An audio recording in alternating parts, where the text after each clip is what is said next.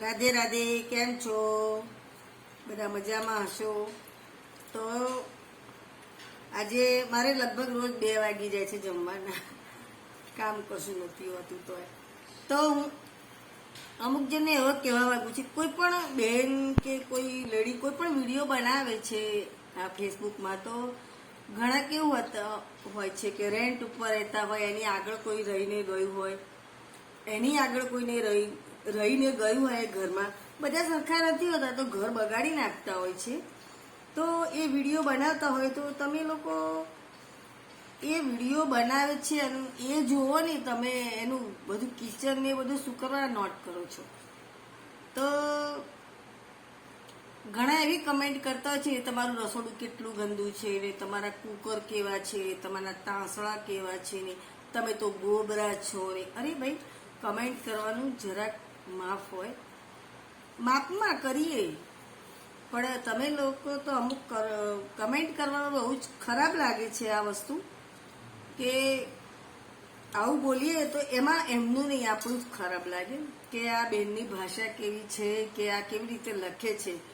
આપણે કહી શકીએ, સારા શબ્દોમાં પણ કહી શકીએ ને કે તમારે આ સાફ કરી લેવા જેવું છે, કે આ થોડું ગંદુ લાગે છે ને. આમ એવું કમેન્ટ કરે ને.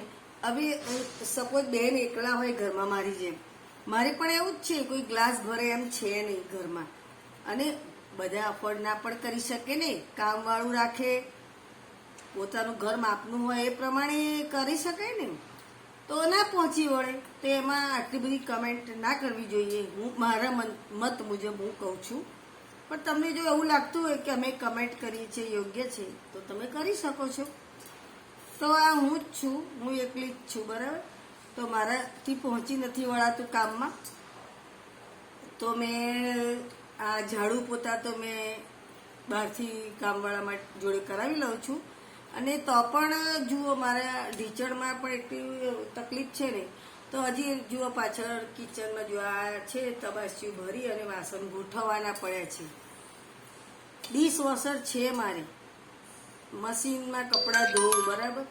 અને કામ ઓછું તોય પણ હું નથી પહોંચી વળતી, કારણ કે અમુક ઇસ્યુ એવા હોય ને કે તમે કામ કરવું હોય ને તો પણ શરીર થાકી જાય, અને વિચારમાં તમે પહોંચી જાઓ ને તો ના કરી શકો. તો મહેરબાની કરીને કોઈએ આવી કોઈના વિડીયો પર કમેન્ટ ના કરવી જોઈએ. પછી તમારી મરજી. બાકી સારું ના લાગે.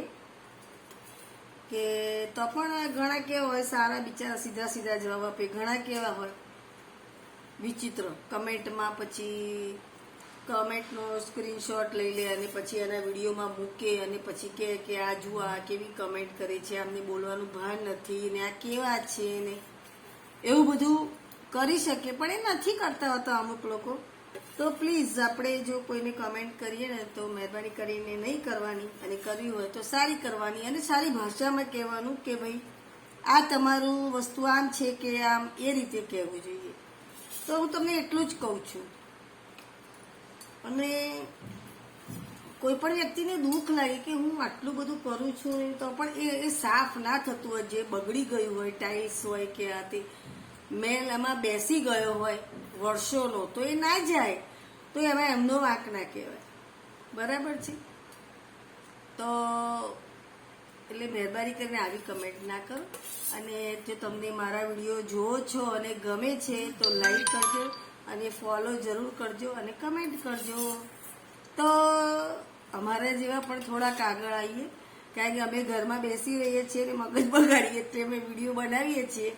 તો એમ થાય કે ચલો એક આપણા જોડે કામ છે અને આપણું મગજ સારું રહે, બીજું કંઈ નહીં.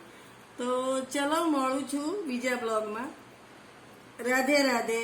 ફોલો જરૂર કરજો, અને કમેન્ટ કરજો, અને વિડીયો જોજો. Thank you. તમારા સપોર્ટ બદલ આભાર.